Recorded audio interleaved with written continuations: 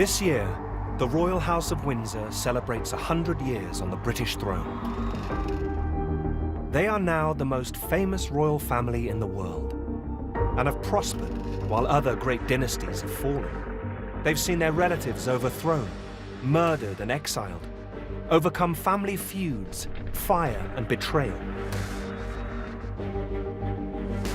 And they have always followed one crucial rule: survive, whatever it takes, whatever the cost. The Windsors learned the dark art of survival in the days of war a century ago. They've never forgotten it. Now, Channel 4 can uncover their secrets with the help of family insiders, royal experts, and some of the most closely guarded papers in the world. We've combed through letters, diaries, government memos, confidential royal reports. And for the first time, cameras have been allowed into the Queen's personal family archives at Windsor. What we've found rips aside the mask of royal pomp to reveal the human frailties and the secrets of the family that built Britain's most powerful dynasty.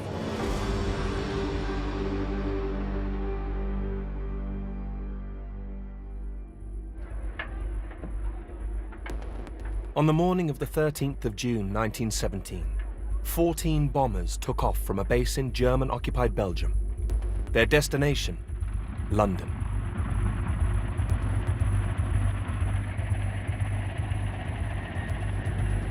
By mid-morning, they were over the East End.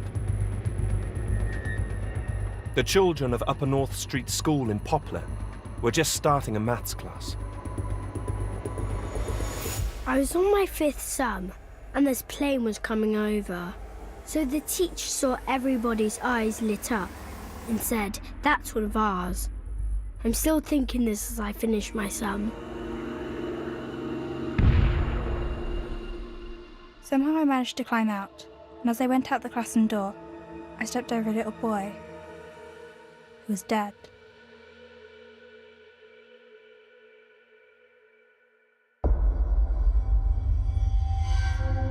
"18 small children were killed.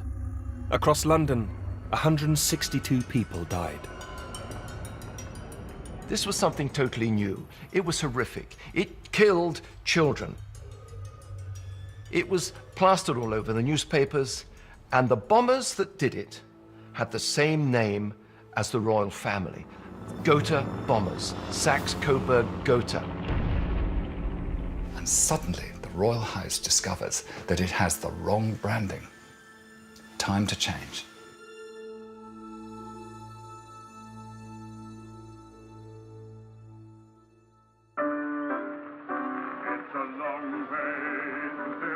At the start of the First World War, in August 1914, the monarch was 49-year-old King George V. George V had none of the qualities you'd expect or want in a war leader. He was a very cautious, conservative character, blinkered, very much of his class. His official biographer complained that for 20 years of his life, before he became king, he seemed to do nothing except shoot pheasant and stick stamps into his stamp album. Dull, plodding, unimaginative, George was not a man to inspire sacrifice. The writer H.G. Wells famously described George's court as alien and uninspiring. King George V reacted to that. He said, "I may be uninspiring, but I'm damned if I'm alien." The problem for the king was that he was alien. People forget that the Windsors were originally a German family. Queen Victoria was as German could be, spoke German as well as she spoke English, and married, of course, Albert of Coburg, another German. So that meant that Edward VII was also completely German. His son, George V, who's the first Windsor, was half German and half Danish, because his mum was Danish. So there's not a jot of English blood, technically, in them. 8 of Victoria and Albert's 9 children had married into other European royal families. Before the First World War, you have this massive sort of dynastic network, this monarchs' trade union, all Queen Victoria's grandchildren, great-grandchildren, all sitting on most of the thrones of Europe, marrying each other, cousins marrying each other, this huge family network. George was first cousin to both the Russian Tsar, Nicholas, and the German Kaiser, Wilhelm. George's wife, Queen Mary, was also German and spoke English with a German accent. King George V, all his relations were spread across the thrones of Europe. And I think he probably began the First World War thinking that those family relations would be able in some way to bring a quick solution. And the aspiration was that it would only last a few months. The king still saw himself as part of an international brotherhood of monarchs, but he had misjudged the public mood. The outbreak of war sparked anti-German rioting. My grandfather came from Württemberg, which is in southwest Germany. He managed to open a shop in South Shields. His name was Seitz, which is demonstrably not English, and so that was up above the shop. It was very, very prominent, and so it became a target. There were so many people gathered in the market square, throwing bricks and what have you. My grandmother was there, and my 14-year-old aunt, and the younger children, down to my mother, who was 3. And so when the bricks started coming through the window, terrified. The king didn't realize it, but it became manifestly clear that everything German, even Dachshunds walking along the street, were being kicked by people. Anything that had a link to the dreaded and hated Germany was anathema. The most obvious link to Germany was the royal family itself.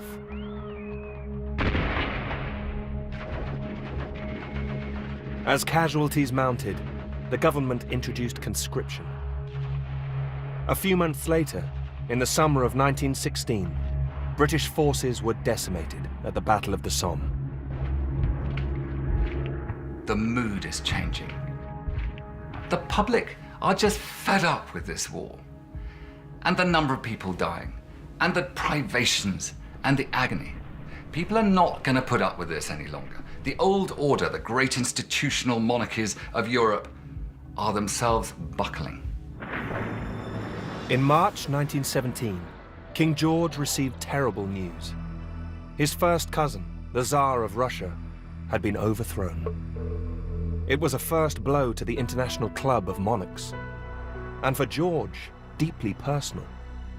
As children, king and Tsar had holidayed together and had always been close. George constantly writes in his diary, "I am devoted to Nicky," on several occasions. He felt Nicky was a real sort of soulmate, somebody who he could talk to. The king wrote a telegram to the Tsar. Events of last week have deeply distressed me. My thoughts are constantly with you, and I shall always remain your true and devoted friend, as you know I have been in the past. But the fall of the Tsar presented the king with a dilemma. Here are Nick and George, Emperor and Tsar, who look like twins here. Olga Romanov is the Tsar's great niece. They're wearing each other's uniform. Some tourist asked me if it was swapsies, and I said, no, not swapsies. Nicholas here is wearing the uniform of the Scots Greys, who he was Colonel-in-Chief to. Princess Olga lives in Kent. A century on, she still finds it difficult to speak about the events of 1917. I don't think the Tsar had much inkling of stuff because he was so wrapped up in his sick child and his wife, who he absolutely adored. My grandfather had been one of Nicholas's advisors, and I think if he'd taken my grandfather's advice, it's possible disaster would have, not happened, sorry. The new Russian government was democratic, but there were fears of a communist takeover. This would leave the lives of the Tsar and his family hanging by a thread. The Russian government asked the British ambassador if the Romanovs could be given asylum in Britain. The British ambassador goes back to the British government, of whom Lloyd George is the leader at this point, and says, what shall we do? What shall I say? I feel that we ought to say yes. And Lloyd George initially says, yes, I don't think we can refuse. At this point, an extraordinary sequence of events unfolded. Events that would remain secret for more than 50 years. At their heart stood King George's private secretary, Lord Stamfordham.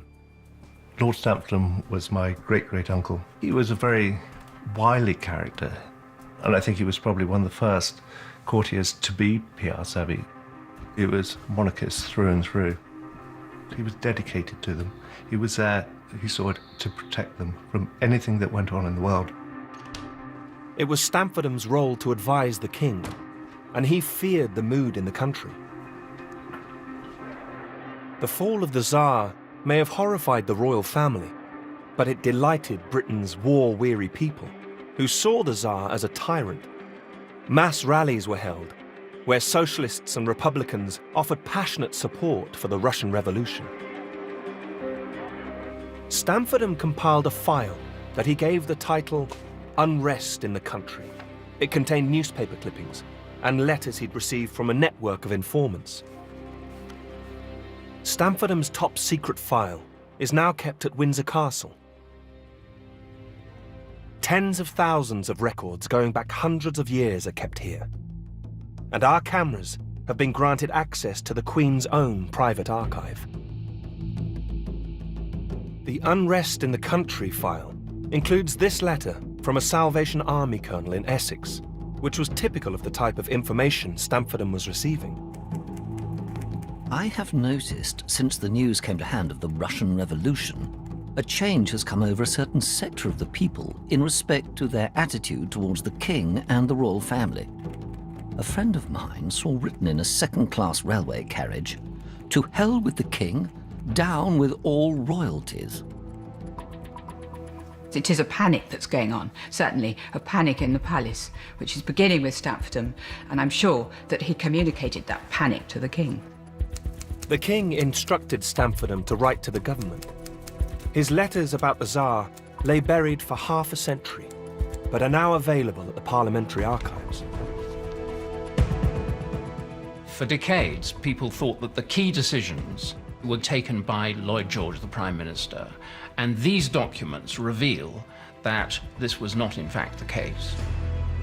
This is a letter from Windsor Castle dated the 6th of April 1917 to Arthur Balfour, who was the Foreign Secretary. Every day the king is becoming more concerned about the question of the Emperor and Empress of Russia coming to this country. His Majesty receives letters from people in all classes of life, known or unknown to him, saying how much the matter is being discussed. This is the second letter on the same day from Stamfordham to Balfour, and it shows the degree of agitation that's going on. The residents in this country of the ex-emperor and empress would be strongly resented by the public. The opposition to the emperor and empress coming here is so strong that we must be allowed to withdraw from the consent previously given to the Russian government's proposal. It's very significant, I think, the language that is used. King George V was a constitutional monarch who was supposed to take the advice of his ministers. Here he's using words like must and ought. In other words, he is attempting to instruct the government in the policy that it should pursue. Balfour capitulates as a result of this. He writes to Lloyd George and suggests that they probably ought to withdraw the offer of asylum. In Russia, the Tsar was oblivious to his cousin's decision not to provide him with refuge. Sorted my belongings and books, and the things I want to take with me if I go to England. But for the Tsar and his family, there could now be no escape.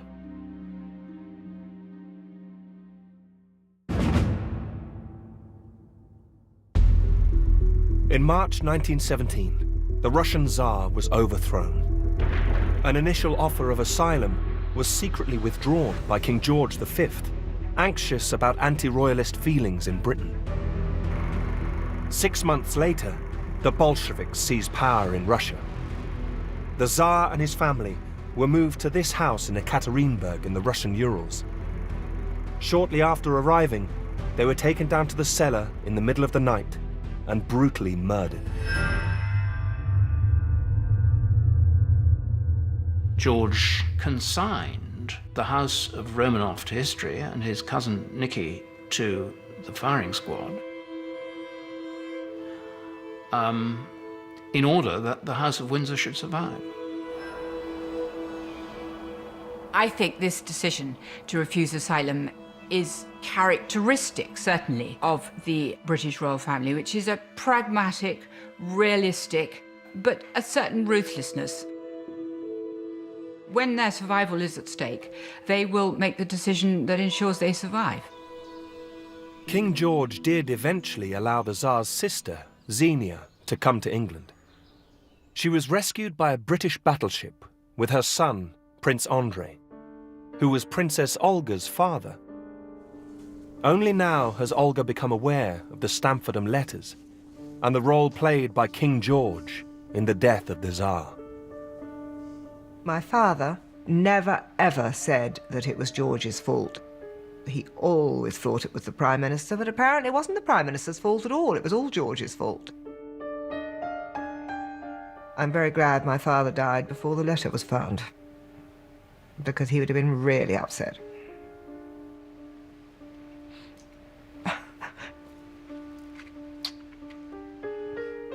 George, the Tsar, and my grandmother were great friends. They played together. They did things together. And eventually, George gave refuge to my grandmother and was wonderful to her. And used to put Queen Mary's nose totally out of joint. Was really, really nice to her. And I suspect a lot of that was guilt. George's ruthless abandonment of his cousin in April 1917 marked the death of the pre-war International Club of Monarchs.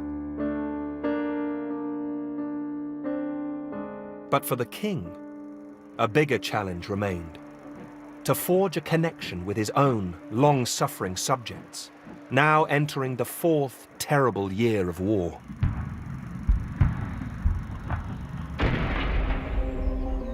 Once more, it was his private secretary, Lord Stamfordham, who took the initiative. In the spring of 1917, he wrote a historic memo, setting out his strategy for the future of the monarchy. We must endeavour to induce the thinking working classes, socialist and others, to regard the crown not as a mere figurehead, but as a living power for good, affecting the interests and social well-being of all classes. It was Stamfordham's particular insight, I think, that the British monarchy did not depend on the aristocracy, nor on the middle class, the second-class carriages, but on the acceptance and approval and ultimately the love of the people. If the top wanted to survive, it was the bottom layer that mattered most. Stamfordham encouraged King George and Queen Mary to do something British monarchs had rarely done before: to go out and meet the people. George is the first modern monarch.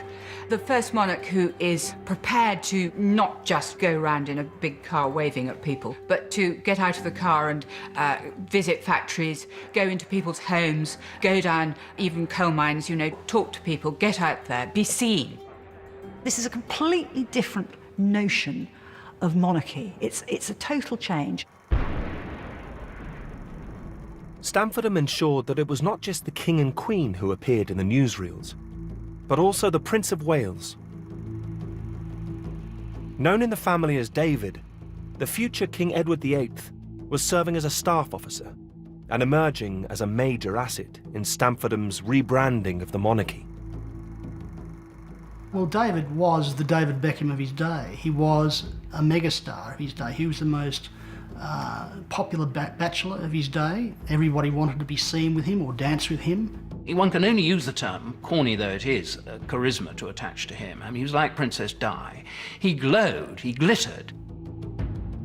The prince was angry because he was kept away from the front line, but he played a key role in boosting morale. The king's second son, Bertie, was also doing his bit in the navy. But Bertie, the father of the present queen, was a completely different personality. He had knocked knees, he had his legs in splints, he had a terrible stammer which inhibited him, and he was not helped by the fact that his father was utterly unsympathetic towards this. And when Bertie was trying to say something with great difficulty, he would say, "Get it out, get it out." It's not just a question of stuttering, it's a question of these awful panic attacks sort of completely sort of gripping him and making it really difficult for him to appear in public. Suffering from a chronic but undiagnosed stomach ulcer, Bertie would spend much of the war convalescing with his parents. Fortunately, his big brother generated enough attention for both of them. But as the Prince of Wales and his parents worked to forge a new bond with the British people, a major obstacle remained: the family's German name. Who is the king? Who is this man I'm fighting for in the cold, in the misery, in the fear of every day of the Western Front? Well, he is King George V, and he is your sovereign. Hang on, but he's called Saxe-Coburg-Gotha. Saxe-Coburg-Gotha was the name given to the royal family by Queen Victoria's German husband, Prince Albert. The king knew what had happened to other Germans in Britain. It must have been an intensely worrying time for the family. Is this going to happen to me? It's happened to those German immigrants out there in our country. After all we've done, for all the length of time that we've been here, do they still see us as German? Will they chuck us out, perhaps? In the wake of the Russian Revolution, Lord Stamfordham was finally instructed to come up with a British name for the British royal family. Papers at the Royal Archives reveal him rummaging through the history books, feeding possible names to the king and the Prime Minister. The king bars Plantagenet and does not care about Tudor. Tudor Stuart has been suggested. Mr. Asquith advised against Tudor with its recollections of Henry VIII and Bloody Mary. Mr. Asquith was equally adverse to Stuart, one of whom was beheaded and the last driven from the throne. He does not like Fitzroy and hinted at Guelph. That is too foreign and is not at all liked by their majesties, who also do not approve of Fitzroy and its bastard significance. Royal history was proving a minefield. Stamfordham was at his wit's end. It is disastrous. The king is all for a prompt settlement. It was at this moment, on the 13th of June 1917, that London was raided by the Gotha bombers. It was a cataclysmic moment. Just imagine bombs falling from the air. We're used to it as an expression of warfare. This was something totally new. It was horrific. Now it went beyond de-Germanizing, went beyond cutting off from the Club of Monarchs. It was a question about the very identity and name of the dynasty. It could not be Gotha any longer. That same day, Stamfordham finally struck inspiration. The answer, he realized, lay in the very place he was working. I hope we have now discovered a name which may appeal to you, and that is that Queen Victoria shall be regarded as having founded the House of Windsor. Windsor is a brilliant idea, a fantastic piece of branding. It symbolises safeness, coziness, those lovely luscious green rolling landscapes, tea, cakes. It at once says exactly what George wants the British royal family to be. At Windsor Castle, the Royal Archives contain a letter from the same Salvation Army colonel who'd written earlier warning of anti-royalist feelings. Now he praised the king and queen. Their strong efforts to remove in every possible way the German influence and power from the court will have its fruit in the abiding and affectionate loyalty of their devoted subjects. This is the beginning of the idea of the monarchy, the Windsor family, as being quintessentially British, which allows it to identify with British nationalism, to become the visible figurehead, embodiment of the British nation. Stamfordham received a letter of congratulation from the former Prime Minister, Lord Rosebery. Do you realize that you have christened a dynasty? There are few people in the world who have done this. None, I think. It is really something to be historically proud of. I admire and envy you. On the 11th of November, 1918, huge crowds celebrated the end of the war. Britain and its empire had lost close to 1 million men. Across Europe, no less than 9 monarchs had lost their thrones, including King George's cousins in Germany and Russia. But in London, the King and Queen were cheered to the echo. The House of Windsor was forged in war, but it grew out of a national crisis, threatening national survival, when the nation was saved by the people. A new monarchy had emerged, adapted to the democratic age, one in which King George's dullness had become a virtue. In his ordinariness, there was a humility. He wasn't a leader. He was, in many senses, a follower. And so, this essential humility that George V had proved to be the reason why his monarchy emerged from the war intact, and the grand imperial monarchies of Russia and Germany and Austria fell by the wayside. For dull, plodding George V, humility came naturally. But would it come so easily to his sons?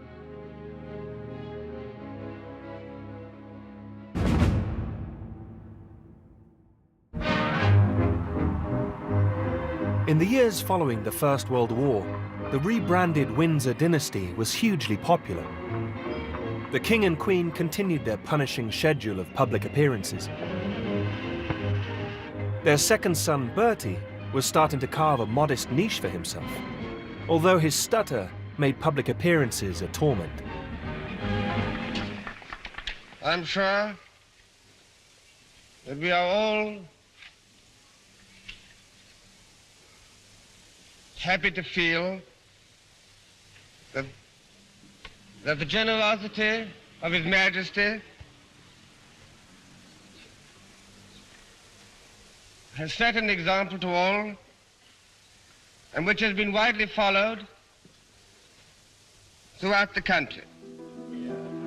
But it was the older brother, David, Prince of Wales, who continued to attract all the attention, embarking on a series of headline-grabbing world tours. He is a kind of rock star prince. He's fabulously successful. In you know, crowds are sort of completely captivated. He became famous the world over. Here he was with his boyish, blonde good looks, and he became known in the press as Prince Charming, the adored Apollo. Everyone fell in love with him. On one tour, the prince shook so many hands, he was ordered by his doctor to rest his right hand and use his left. But beneath the surface, there were tensions. King George had been a distant, cold father. In a word, he was a rotten father. And he was conscientious, he cared, but he just did not know how to handle children. And he was gruff and aloof and bullying and intimidated them and enraged them. The relationship did not warm as his children grew older. To his children, he was austere. George V, for instance, took against his children when they started to press their trousers fore and aft, because he always pressed them from side to side. And he thought it was caddish, and also when they started wearing turn-ups. George V set these kind of standards, and he used to pick out these things. And whatever they did, he'd point out what they hadn't done right. His relationship with his oldest son was particularly difficult. By this time, David, the Prince of Wales, had begun an affair with a married woman, Frida Dudley Ward, the wife of a Liberal MP. His letters to her reveal that, for all his success, the prince hated the life that fate had given him. Each day I long more and more to chuck this job and be out of it. The more I think of it all, the more certain I am that really, the day for kings and princes is past. Monarchies are out of date. Though I know it's a rotten thing for me to say, and sounds Bolshevik. His letter to Frida from York Cottage, his parents' home on the Sandringham estate, at Christmas 1919, left no doubt how much he hated the place, and how much he missed her. I love you, darling, and you know it. How you mean absolutely all and everything to me in life. Nothing else seems to matter now. Not even my bloody job, of which I'm so sick. David's letters to Frida Dudley Ward are extraordinary in the way he expresses his hatred of the life that he's leading. I think basically his problem was that he liked the pluses of being a royal and not the minuses. He didn't like the duty aspect of it. He didn't like all the flummery, all the ceremonies that he had to go through, all of the sort of formalities which he found odious and tedious, all the sorts of things that royalty do. He hated all that. What the Prince of Wales did like was parties.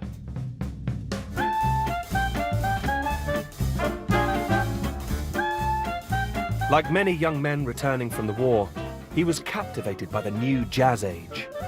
His parents disapproved, particularly since he appeared to be leading younger brother Bertie, the present Queen's father, astray.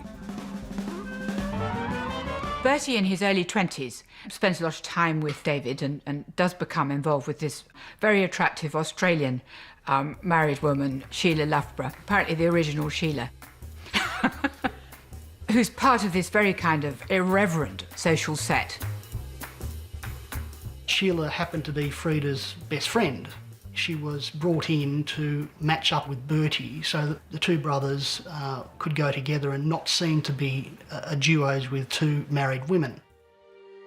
Like Frida, Sheila was a glamorous society beauty, and, like Frida, she was trapped in an unhappy marriage. She and Bertie soon began an affair, and the four were inseparable, as David commented crudely in a letter to Frida. What marvellous fun we four do have, don't we, Angel? And fuck the rest of the world.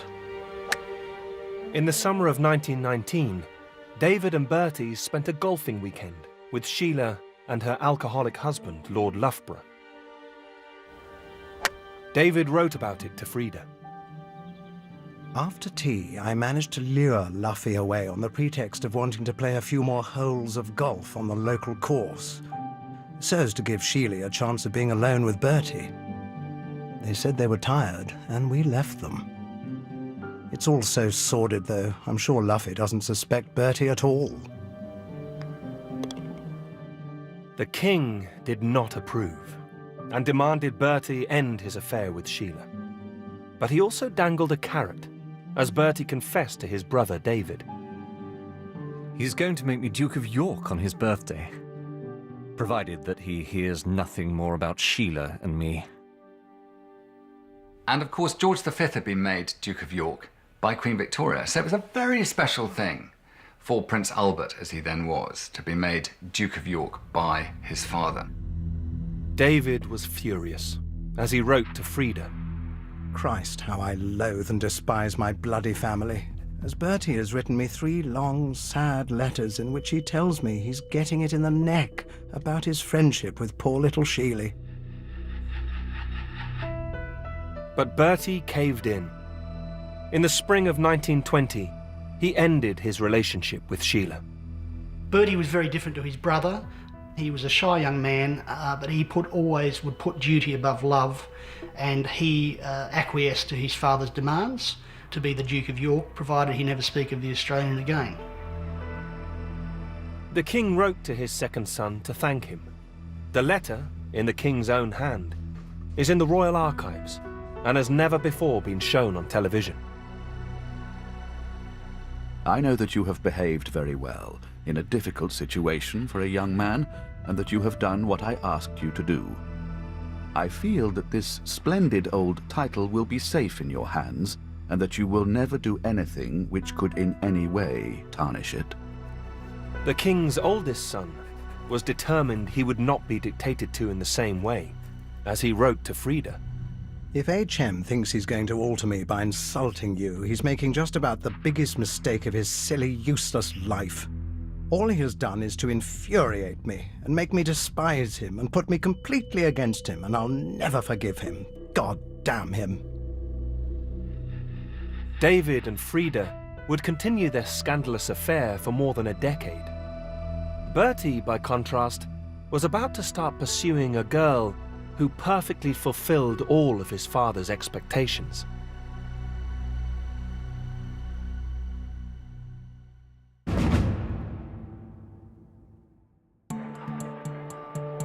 In the spring of 1920, the king's second son, Bertie, broke off his relationship with the married Australian Sheila Loughborough because his father had told him to. He was rewarded by being made Duke of York. Bertie now began to spend time at Glamis Castle in Scotland, where he had developed a new romantic interest, the 19-year-old Elizabeth Bowes-Lyon. Elizabeth Bowes-Lyon was the 9th child of the Earl of Strathmore, and the Strathmores went back into the Dark Ages practically. They were a very grand family with royal connections. They came from Glamis Castle, which was one up on the ordinary castle, which might have a ghost. It was haunted by a monster.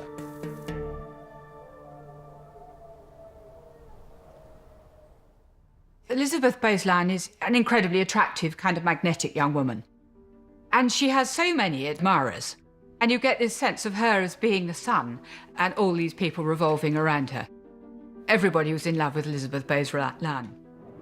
Bertie is immediately captivated. The convention that princes could only marry royalty had been removed at the same time the family name was changed to Windsor in 1917. For the first time, David and Bertie no longer had to fish in the tiny pond of Protestant, normally German princesses, women like their mother. You had a huge new pool of what one might call talent available for the royals. Elizabeth was perfect. She was delightful to look at. She appealed terrifically to the royals. The only problem was that, initially, she wasn't interested in the shy, stuttering Bertie. Her letters to friends at this time are still held in the Glamis archive. P.S. Prince Albert is coming to stay here on Saturday. Ghastly. But photos that are kept at Glamis reveal a slowly warming relationship. Bertie was enchanted by a home atmosphere entirely different from his own. Glamis is a sort of paradise of party games, hide and seek in this huge haunted castle. Lots of loud gramophone music, lots of dancing, lots of singing, lots of boisterous games. Totally different from his own experience at Sandringham or Balmoral. Elizabeth's attitude to the prince was also changing, as her letters reveal. Prince Albert was very nice and very much improved in every way. But Elizabeth remained wary of entering the royal clan. She saw it as a kind of gilded cage, which of course it was, and she wasn't sure really whether she could cope with Bertie with all his difficulties. The photos at Glamis suggest there may have been another reason for her reluctance: the presence of a man called James Stewart. There are these constant references and photographs of them being together, and statements from different people who were close to her that they were in a romantic relationship. James Stewart was the younger son of a neighbouring aristocrat and also equerry, or gentleman-in-waiting, to Prince Albert. He joined the army when he was 17. He got 2 military crosses. He was clearly brave. He was clearly very attractive to women, very handsome. In 1921, out of the blue, Stuart was suddenly offered a lucrative job in the oil fields of America. He was offered this job through an eminent courtier of King George V's court. It's pretty clear that there was some way in which he was spirited away, that there was a conspiracy between his mother, the Countess of Murray, her mother, the Countess of Strathmore, and Prince Albert's mother, Queen Mary. So you have the whole weight of the crown and the royal family behind this. I would suspect that my great-grandmother, his mother, who was apparently a wise woman, would have wanted to protect him and would have seen that he was better out of the way. Stuart took the job, hoping to make his fortune and return to marry the girl he loved. Prince Albert now moved in on Elizabeth. But she remained torn and uncertain. At times of emotional stress, the future Queen Mother hid her feelings by writing backwards in her diary. I am most perplexed. I am thinking too much. I wish I knew. Twice the prince proposed. Twice he was rejected. Only on the third occasion did Elizabeth finally accept him, as she wrote to a friend. I must tell you, I am going to marry Prince Bertie. I do hope you like him. I feel terrified now I've done it. In fact, no one is more surprised than me. James Stuart was devastated. He was alone. Suddenly he reads in the papers that she's engaged to his old boss, Prince Albert. Clearly, my grandfather started as a favourite and a front runner and ended up as a kind of also ran, and then felt very bitter. You know, it's like he was the casualty, in a way, in this. Bertie and Elizabeth were married at Westminster Abbey on the 26th of April, 1923. If you look at their letters, it's very plain that they were in love with each other. I think that what she particularly liked about him was not just that he was rather informal, easygoing, but also that he was vulnerable. And his vulnerability, and I think, probably was something she found attractive, and she felt that she could help him, and she most certainly did help him. The couple quickly had 2 daughters, and Elizabeth would prove the perfect partner for the prince. It transformed his life. In his eyes, she was the most wonderful woman in the world, and his home life became his anchor. Bertie had settled down and finally won his father's approval. You have always been so sensible and easy to work with, and you have always been so ready to listen to any advice and to agree with my opinions about people and things, that I feel we have always got on very well together. Very different to dear David. Dear David, the Prince of Wales, continued to be bored and frustrated with royal life. I'm so heartily sick of being cheered and yelled and shrieked at. It almost hurts sometimes. I suppose the fact of the matter is that I'm quite the wrong person to be Prince of Wales. David was rebellious. He felt constrained by being an heir to the throne, didn't particularly like it, and was determined to go his own way. In 1934, the prince turned 40, still unmarried. The clock was now ticking, and the elderly king was in despair, as he confided to his Prime Minister, Stanley Baldwin. After I am dead, the boy will ruin himself within 12 months.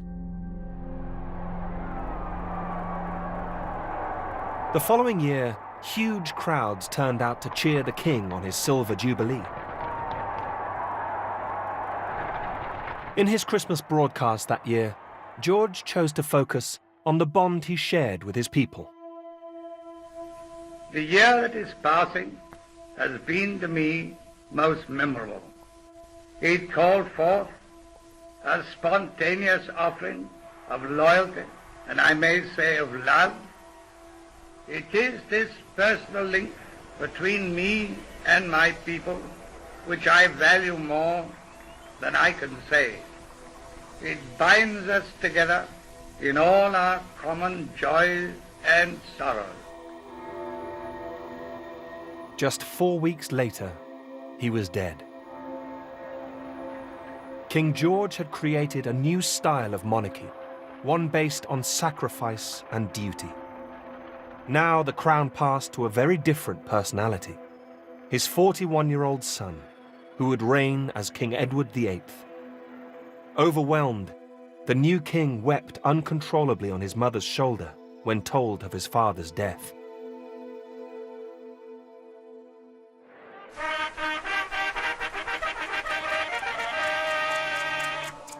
As he was proclaimed king, Edward broke with tradition by watching from the windows of St. James's Palace. God save the king! At his side, a mysterious woman. Her name, Wallis Simpson. Wallis Simpson was an American divorcee who'd married an Englishman and was a sort of social climber in London in the 1930s. She'd had a rather rackety youth. Her first husband was a drunk and violent, and she had chosen her new husband, who was called Ernest Simpson, because really she'd sort of come to the end of her resources. Edward had begun his relationship with Wallis in 1934. He'd jettisoned Freda Dudley Ward and appeared to come completely under the spell of his new American lover. I think that the delight of Mrs. Simpson for the King Edward VIII was that she was totally lacking in respect. She had no deference whatsoever, and she treated him like dirt, and he loved to be treated like dirt. I'm sure there was a strong sexual element in it. Mrs. Simpson was the dominatrix to beat all dominatrixes. She was a tough cookie, and you could see her wielding the whip without any trouble at all. And on one occasion, he asked for a light for his cigarette, and she made him beg for it like a dog. The new king's private secretary, Alec Harding, was horrified by the relationship, as was his wife. My grandmother detested Mrs. Simpson. Didn't like her at all. She thought she was vulgar and pushy. And this sounds snobbish. In fact, it was snobbish. But I think Mrs. Simpson got on better with men than with women, and there was a certain kind of upper-class English woman who she was always going to rub up the wrong way. The new private secretary and others were also concerned about the couple's politics. I don't think Edward VIII was a fascist, but he was attracted to fascism because it was fashionable. It was known at the time as Savile Row fascism. Hitler seemed to have solved the main problem of the age, as people saw it, namely the unemployment problem, that he had reinvigorated Germany. And he had done this by sacrificing German rights, no doubt, and the business about the Jews was no doubt very unpleasant, but still he was showing what a strong autocracy could achieve. 2 decades on from when his father had cut the royal family's German links, Edward appeared to want to restore them. Some of the guests he and Wallis invited to their home at Fort Belvedere near Windsor were the despair of the king's private secretary and his wife. My grandmother certainly implied to me that they thought that some of the people visiting Fort Belvedere were potentially a security risk, essentially. She told me that state papers that went to the king came back with the stains from the bottoms of wine glasses on them, and that Edward VIII's guests might just have seen them. In August 1936, 7 months into his reign, the king and his mistress set off on a cruise of the Mediterranean. Wallis was about to divorce her second husband. But as head of the Church of England, Edward could not marry a divorcee. Pictures of Edward and Wallis were now being printed in papers and magazines around the world, everywhere apart from Britain. At home, the king remained hugely popular. When finally the Simpson story broke at the start of December, the public was stunned. You know, people were just shocked. It's hard to get across today just how shocked they were. It was almost disbelief. At first, there was widespread support for the king. Elizabeth, the wife of the king's younger brother Bertie, wrote in desperation to Queen Mary. Every day I pray to God that he will see reason and not abandon his people. And it must have dawned on Bertie with the most inexorable sense of horror that the buck was going to stop with him. And he couldn't persuade his elder brother to stay on and do the duty which, after all, his generation had all been expected to do in the First World War for king and country. They'd laid aside everything. And here was the king choosing to follow his own romantic instincts over duty. Determined to marry the woman he loved, on the 10th of December 1936, Edward became the first monarch in British history to voluntarily abdicate. Shy, stuttering Bertie instantly became king. His reaction was identical to that of his brother 11 months before. He finally gets to Marlborough House where his mother is and breaks down. He weeps on her shoulder for an hour beyond a mother's consolation. At that moment, you know, the future king of Great Britain, Emperor of India, head of the Church of England, Commander-in-Chief of the army, appeared a broken man.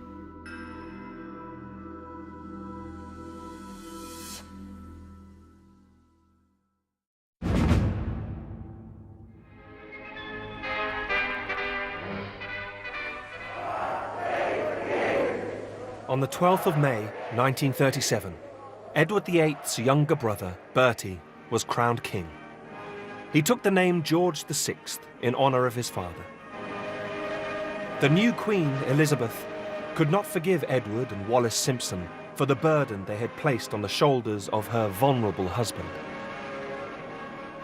She realized that now it would be duty all the way, and she was uneasy about her husband's capacity for fulfilling the role. She was very unforgiving. She was steely to beat the band. Cecil Beaton described her as a marshmallow made on a welding machine. She was really tough. The Duke and Duchess of Windsor, as they now became, were married in France in June 1937.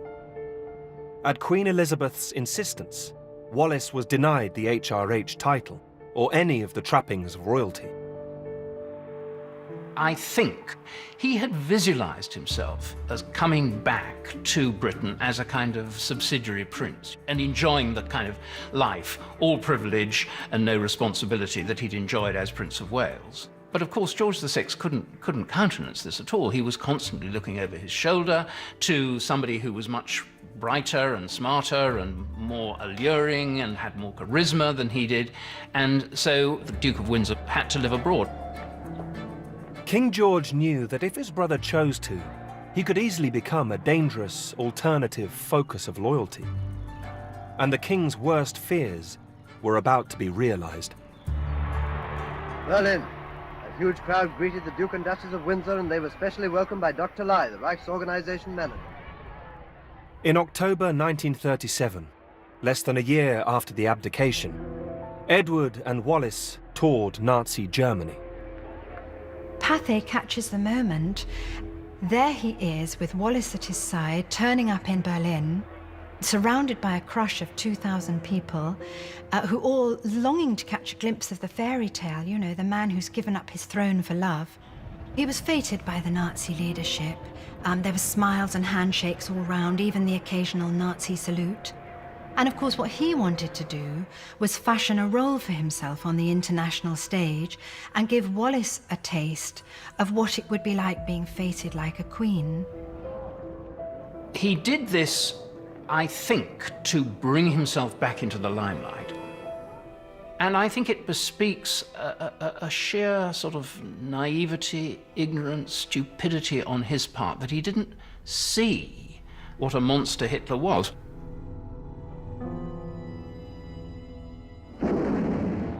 Within 2 years, Britain was at war with Germany. King George now feared the rift in the royal family might be exploited by the Nazis and could threaten the very survival, not just of his dynasty, but of his country. The records in the Royal Archives do shed a real light on the degree to which the king saw his older brother as an increasing liability. For instance, in his diary, when the war breaks out and he has a meeting with the chief of the general staff, General Ironside, and General Ironside is asking the king, "Can I trust your brother?" And the king says no, effectively.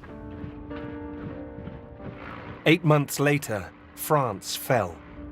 Edward and his wife were ordered to return to London.